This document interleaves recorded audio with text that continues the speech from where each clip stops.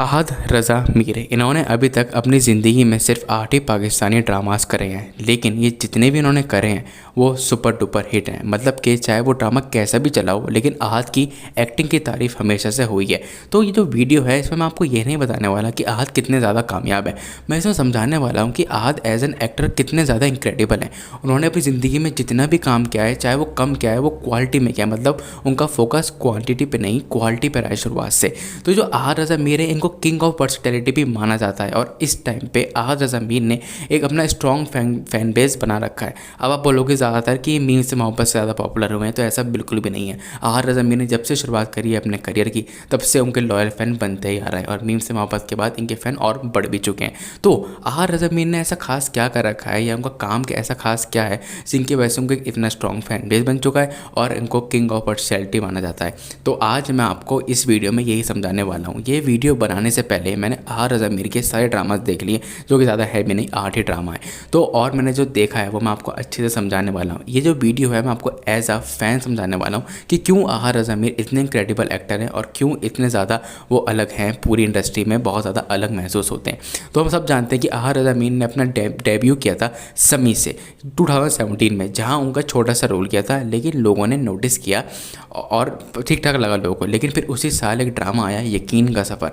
ये डॉक्टर असफंदर का जो करेक्टर था, उनकी आंखों की गहराई, दुख, प्यार, सब कुछ इतना रियल था कि ऑडियंस उनसे इंस्टेंटली कनेक्ट हो गई। आप खुद बताना मुझे कि ये मीम से मोहब्बत से पहले अगर आपने कोई ड्रामा देखा है तो इनका Yakeen Ka Safar one of the best drama में से एक है। जो इन्होंने एक्टिंग करी है, जो इन्होंने दर्द दिखाया है अपनी आंखों से। मतलब एक्टिंग का मतलब सिर्फ मूव करना बॉडी को और अच्छे से बोलना ही नहीं होता है, कभी कभार ऐसा भी होता है कि आप अपनी आंखों से भी अपने रियल जो आप महसूस कर रहे हो वो इमोशन समझा सको। और अहद रज़ा मीर ने इस करेक्टर को इस तरीके से बयान किया है, अपनी आंखों से, अपने the way he talk, the way he walk, उस तरीके से इन्होंने अपनी ऑडियंस को सेटिस्फाई किया अपनी एक्टिंग से। जबकि वो डायलॉग चाहे बोले या ना बोले, ऑडियंस का उनका ये करेक्टर और इनका ये सीरियल बहुत ज़्यादा पसंद आया था।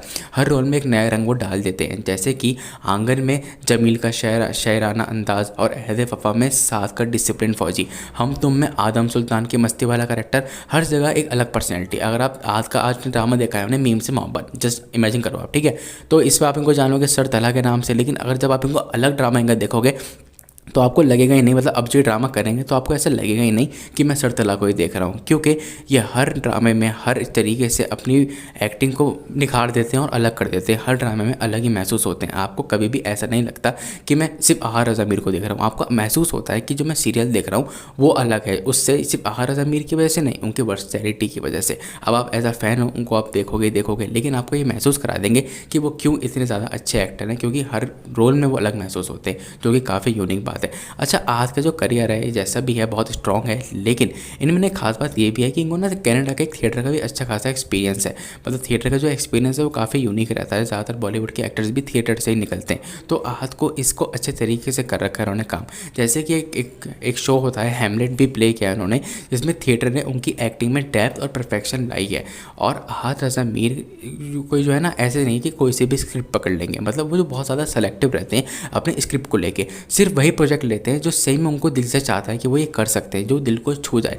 जैसे कि अभी मैं फॉर एग्जांपल अभी कह देता हूँ, मीम से मोहब्बत जो सर तला का करेक्टर था वो काफ़ी ज़्यादा इमोशन से भरा करेक्टर था। आप सब जानते हो उनकी ज़िंदगी में ट्रेजेडी हो रखी थी उस करेक्टर की ज़िंदगी में, और वो करेक्टर के जो डायलॉग्स थे वो कम थे, लेकिन जिस तरीके से उसको वो अपनी आंखों से दर्द बयान कर रहा था, तो मैं गारंटी देता हूँ कि अहद रज़ा मीर से अच्छा वो कोई भी नहीं कर सकता। अहद ने उस करेक्टर में जान डाल दी है, जिस वजह से वो करेक्टर आज के टाइम पे इतना ज़्यादा फेमस है, सिर्फ अहद की एक्टिंग की ही वजह से।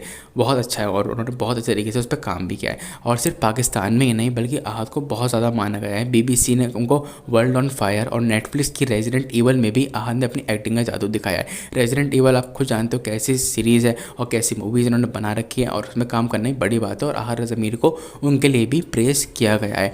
अहद जो है ना एक्टिंग के और इमोशंस के काफ़ी ज़्यादा मास्टर कर चुके हैं। जैसे कि अहद की सबसे बड़ी स्ट्रेंथ है उनका इमोशनल रेंज। मतलब दुख, खुशी, गुस्सा, प्यार, हर इमोशन को दिल से फील कराते हैं और ऑडियंस को भी फील करा देते हैं। अब जब आप आहत को देखोगे, चाहे वो बोले या ना बोले, अगर आप उनकी आंखों की तरफ भी देखोगे जब वो एक्टिंग कर रहे होंगे, तो आपको एहसास हो जाएगा कि वो उस टाइम पर करेक्टर क्या महसूस कर रहा है, क्योंकि आहत बहुत अच्छे तरीके से इस रेंज को समझते हैं कि कब दुख और प्यार और गुस्से का किस तरीके से एक्ट करना चाहिए, और बहुत अच्छे से जानते हैं। अच्छा, आर रज़ा मीर एक काफ़ी स्ट्रॉन्ग बैकग्राउंड से आते हैं, रिस्पेक्टेड आसिफ रज़ा मीर जी के वो बेटे हैं, लेकिन इतने बड़े मतलब बेटे होने के बावजूद देखा जाए तो प्रोडक्ट ऑफ नेपोटिज्म होने के बावजूद भी आहत ने नेपोटिज्म का इल्ज़ाम अपने ऊपर कभी लगने ही नहीं दिया। उन्होंने अपने काम से नेपोटिज्म के इल्ज़ाम को कम से कम बना दिया है। मतलब कोई ये नहीं कह सकता कि ये अपने फादर की वजह से आया है, ऐसा कभी भी नहीं कह सकते, क्योंकि आहत ने काम ही ऐसा करके दिखाया है। अब चाहे उन्हें एंट्री कैसी भी मिली हो, लेकिन प्रूफ तो खुद को करना होगा ना, कितने बड़े बाप की औलाद वो हो या ना हो, लेकिन उन्होंने प्रूव करके दिखाया है कि सिर्फ स्ट्रॉन्ग बैकग्राउंड नहीं है, उनके अंदर स्ट्रॉन्ग एक्टिंग भी उनके अंदर भरी पड़ी है। अपनी मेहनत और टैलेंट से अपनी एक अलग ही पहचान बना ली है आज के टाइम पे आर रज़ा मीर ने। और यकीन के सफ़र के लिए आर रज़ा मीर को लक्स स्टाइल अवार्ड, हम अवार्ड इतने कम टाइम में मिल गए थे। मतलब डेब्यू के उनका दूसरा ड्रामा था, उसमें उनका अवार्ड मिल गया था, क्योंकि उन्होंने काम ही इतना अच्छा किया था। आहत कहते हैं, उनके कुछ इंटरव्यूज़, कुछ ब्लॉग्स पढ़ोगे आपको एहसास होगा कि आहत ना हर करेक्टर की रिसर्च करता है, मतलब उसकी साइकोलॉजी समझते हैं, इसलिए उनका जो हर रोल है वो बिलीवेबल हो जाता है। अगर आप किसी करेक्टर की आइडियोलॉजी अपने आप को महसूस कराओगे, उसकी तरह ही सोचोगे, उसकी तरह ही बात करोगे, तो जाहिर सी बात है पर्दे पे वो अलग ही चमकेगा। और आर रज़ा मीर इस चीज़ को मास्टर कर चुके हैं। जब भी कोई उन्हें स्क्रिप्ट ऑफर होती है, वो करेक्टर में टैप डालने के लिए उस करेक्टर की आइडियोलॉजी को, वो कैसे बात करता है उस तरीके से समझते हैं, वो कैसे सोचता है उस तरीके से वो समझते हैं और आगे बढ़ते हैं। जैसे कि मीम से मोहब्बत, अब आहत मीम से मोहब्बत में एक नया रोल लेकर आए, बिल्कुल अलग सा, जहाँ लाइट हार्टेड मोमेंट्स के साथ डेप्थ भी है। हर नए प्रोजेक्ट में वो अपने आप को रिवाइंड करते रहते हैं, अपने आप को एक अच्छे एक्टर के तौर पे चैलेंज करते रहते हैं, अपना ये स्टैंडर्ड खुद ही वो हाई करते रहते हैं। जैसे कि समी, यकीन का सफ़र, आंगन, अहद वफ़ा, हम तुम, मीम से मोहब्बत और इंटरनेशनल, बर्ड ऑन फायर और रेजिडेंट ईवल, हर जो जहाँ भी इन्होंने काम किया है वो लोगों को पसंद आया है, और हर बार इन्होंने कुछ अलग करने की कोशिश करी है, और वो साफ दिखती भी है। आर रज़ा मीर की वर्सैलिटी की वजह है उनकी dedication, selection of roles, theatre का एक्सपीरियंस और हर करेक्टर में जान डाल देने की कला। ये इस क्राफ्ट को अच्छे तरीके से समझते हैं, इसलिए हर जनरेशन उनकी फ़ैन है, चाहे वो पुराने वाले फ़ैन हो और अब वाले जो हैं वो भी उनके फ़ैन बन चुके हैं। वो एक्टिंग ही ऐसी करते हैं, और हर नई ड्रामा या प्रोजेक्ट का इंतज़ार करती रहती है उनकी ऑडियंस।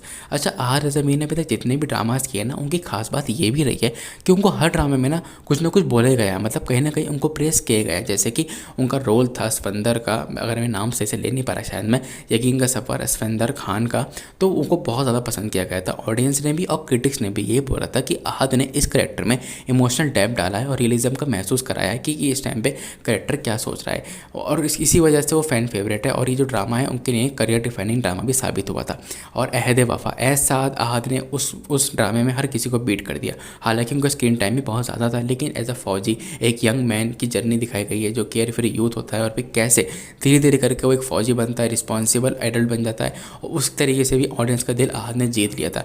ये दिल मेरा में, जैसे कि अमानुल्लाह एक कॉम्प्लेक्स कैरेक्टर है जिसका एक डार्क पास्ट है, वो उनकी एबिलिटी दिखाता है कि वो कैसे भी हैंडल कर सकते हैं किसी भी लेयर्ड रोल्स को। आहत ने जो ये दिल मेरा में कहा था वो काफ़ी अच्छा लगा था। आंगन में उनकी जो परफॉर्मेंस थी, उस ड्रामे को ने हर तरीके से उनकी कॉम्प्लेक्सिटीज़ को दिखाया था, क्योंकि उसमें फैमिली और सोसाइटल चैलेंजेस दिखाए गए थे उस ड्रामे के अंदर। आर रज़ा मीर का जो सबसे ज़्यादा क्लेम ड्रामा है, मतलब जिसकी वजह से उनकी परफॉर्मेंस को और भी ज़्यादा माना जाता है, वो है उनका portrayal Hamlet in the stage play Hamlet. मतलब एक गोस्ट स्टोरी एक थिएटर का होता है कनाडा में, जो उन्होंने करा था, और उस रोल के लिए उन्होंने काफ़ी ज़्यादा बेटी मैचल award, outstanding performance by an actor, ये सब जीता था, मतलब उस थिएटर शो में। और उनकी मदर ने जब वहाँ पे जाके कनाडा में जाके ये स्टेज शो देखा था, तो वो भी कह रही थी कि भाई भी अपने बेटे को नहीं पहचान पाई थी, जिस तरीके से उन्होंने अपने आप को उस किरदार में निभा लिया था। इसी वजह से वो बनते हैं पाकिस्तान के पहले ब्राउन एक्टर जिन्होंने हैमलेट प्ले किया है, वो भी कनाडा में। इस वजह से इनकी जो इमोशनल डेप्थ और ट्रांसफॉर्मेटिव एक्टिंग है वो बाहर भी प्रेस की जा चुकी है, मतलब बाहर भी इंटरनेशनल स्टार हैं। इनकी मदर ने भी साफ बोला था कि मैं भी उनको स्टेज पे नहीं पहचान पा रही थी, यानी कि ये दर्शाता है कि उनकी इंटेंसिटी और उनकी ऑथेंटिसिटी कितनी ज़बरदस्त है परफॉर्मेंस के अंदर। और जैसे कि बिहाइंड द सीन आहत बोलते हैं कि जब उनको एमडी प्रोडक्शंस ने ये रीड रोल प्ले दिया था, ऑफ़र किया था यकीन के सफ़र में डॉक्टर अस्फंदार का, तो जाहिर सी बात है वो पाकिस्तान इंडस्ट्री से रिलेटेड है, उनके फादर इंडस्ट्री में है, लेकिन उनको चाहते थे कि वो अपने आप को प्रूव कर कर सकें। मतलब आप समझ रहे हो मैं क्या समझाने की कोशिश कर रहा हूँ कि उनको सीधा सीधा स्क्रिप्ट ऑफर हो गई थी कि आज भाई आ जाओ काम करते हैं, लेकिन वो अपने आप को प्रूव करना चाहते थे, वो दिखाना चाहते थे कि मैं अब फैमिली बैकग्राउंड के अलावा भी अपनी मेहनत से काम कर सकता हूँ। तो इसके लिए उन्होंने ऑडिशन दिया था खुद से, और इसी वजह से इस करेक्टर में इतना ज़्यादा इमोशनल डेप्थ है, क्योंकि आहार रज़ा मीर एज एन एक्टर नहीं है, वो एज एन एक्टर अपने आप को जीते हैं। वो हर तरीके से अपने आप को स्टैंडर्ड उनका हाई रखते हैं और हर तरीके से हर रोल में अपने आप को चैलेंज करते रहते हैं। जैसे कि अहद वफा, ये दिल मेरा, आहाद ने इन ड्रामाज में भी एक अलग तरीके का प्ले करके दिखाया है। और उनको जो ऑफिशियल रिलीज मिला था वो उनको दिखा रहा था कि आहार रज़ा मीर हर करेक्टर में कितनी ज़्यादा ऑथेंटिसिटी ला रहे हैं और कितनी ज़्यादा फ्रेशनेस दिखा रहे हैं हर एक नए ड्रामा के आते आते। मतलब हर ड्रामे में कुछ ना कुछ अलग चल ही रहा है उनका। आज ने जैसे कि हम तुम में क्या था, आदम सुल्तान, उनके लिए एक नया एक्सपीरियंस था, ये उनके लिए पहला मेजर कॉमेडी रोल था, लेकिन भाई इसमें भी उन्होंने कमाल कर दिया। उनकी केमिस्ट्री उनके को स्टार के साथ, रमशा खान के साथ, और बहुत अच्छी तरीके से दिख रही थी और स्क्रीन पे जादू टाइप सा आ गया था, क्योंकि आद ने करा ही उसमें कुछ इस तरीके से था। और जैसे कि आप मीम से मोहब्बत में आप जानते हो कि उन्होंने दाना नीर को भी आउटशाइन कर दिया, जबकि दाना नीर मुबीन, मैं उनकी कोई हेट वेट नहीं कर रहा, उन्होंने भी बहुत अच्छी एक्टिंग करी है। लेकिन आहार रज़ा मीर का जबकि डायलॉग्स भी कम थे, लेकिन फिर भी जब भी वो स्क्रीन पर आ रहे थे लोग उनको देख ही रहे थे। ये दिखाता है कि जो क्रेडिट, खैर पहला जो क्रेडिट है वो जाता है फ़रहत इश्तियाक को, फ़रहत इश्तियाक जी को, क्योंकि जब फ़रहत इश्तियाक जी के सीरियल उन्होंने किए आहार रज़ा मीर ने, यकीन का सफ़र भी उन्हीं का था। आहार रज़ा मीर का ड्रामा हिट हुआ ही है, तो ये जोड़ी काफ़ी हिट है यानी कि। और जो फ़रहत इश्तियाक है वो बोलती भी है कि स्क्रिप्ट जो लिखी जाती है वो हाथ के लिए लिखी जाती है कुछ कुछ, और इसी वजह से वो इसे चूज़ भी करते हैं। और इनकी जो परफॉर्मेंस है एस सरतला, वो बहुत ज़्यादा प्रेस की गई है, बहुत ज़्यादा इनको माना गया है क्या कुछ अलग ही कर सकता है ये इंसान, और वो कर भी रहे हैं। आहार रज़ा मीर ने जो दिखाया था ये शेक्सपियर का हैमलेट का, जहाँ उन्होंने आइकॉनिक रोल करा था प्रिंस हैमलेट का, ये प्रोडक्शन जो है, ये जो स्टेज सजाया गया था कनाडा में हुआ था। और आहाद को इस चीज़ का भी ये माना गया है कि ये पहले साउथ एशियन एक्टर है जिन्होंने हैमलेट प्ले किया है उनकी कंट्री का, मतलब उनकी कंट्री में। तो ये जो शो था काफ़ी ज़्यादा फेमस हुआ था 2018 में, लेकिन फिर इस थिएटर में दोबारा आना था क्योंकि थोड़ा देर हो गई थी, क्योंकि कोविड-19 का पेंडेमिक आ रखा था, उसकी प्रोडक्शन रुक गई थी। लेकिन जब ये आया तो आहाद को बहुत ज़्यादा प्रेस किया गया था। इस वजह से आहार रज़ा मीर सबके फ़ैन फेवरेट है, इस वजह से वो वर्सेटाइल एक्टर माने जाते हैं। जैसे कि सम्मी, यकीन का सफ़र, आंगन, अहद वफा, ये दिल मेरा, धूप की दीवार, हम तुम, रेजिडेंट इवल जैसी इंटरनेशनल सीरीज़ हर तरीके से काम किया है। और हाँ, अगर आपको जानना है कि मतलब आहार रज़ा मीर का जो अगला ड्रामा है वो शायद से पाकिस्तान का एक फर्स्ट नेटफ्लिक्स सीरीज़ है, ओरिजिनल सीरीज़ है, जिसका नाम है जो बचे हैं वो संग समेट लो। उसमें काफ़ी सारे स्टार्स हैं और इनमें से एक आहार रज़ा मीर भी हैं। अब जब मैंने पूरी वीडियो बनाई है मैंने आपको समझा दिया है कि क्यों आहार रज़ा मीर इतने ज़्यादा वर्सेटाइल है और क्यों उनकी ऑडियंस उनको इतना ज़्यादा प्यार करती है। अब आप मुझे बता सकते हो कि आप उनको कहाँ से जानते हो, मीम से मोहब्बत से पहले, या आपने उनका कोई सा भी ड्रामा देखा है? तो मुझे कमेंट करके ज़रूर बताना आप उनके लिए क्या पसंद करते हो और क्या चीज़ उनको यूनिक बनाती है बाकी अदर एक्टर से। और अगर आपने वीडियो देखी अब तक के लिए तो बहुत बहुत शुक्रिया, मेरी पिछली वीडियोज़ भी जाके देख लेना। फिर मिलते हैं अगली वीडियो में, तब तक के लिए टेक केयर, बाय बाय।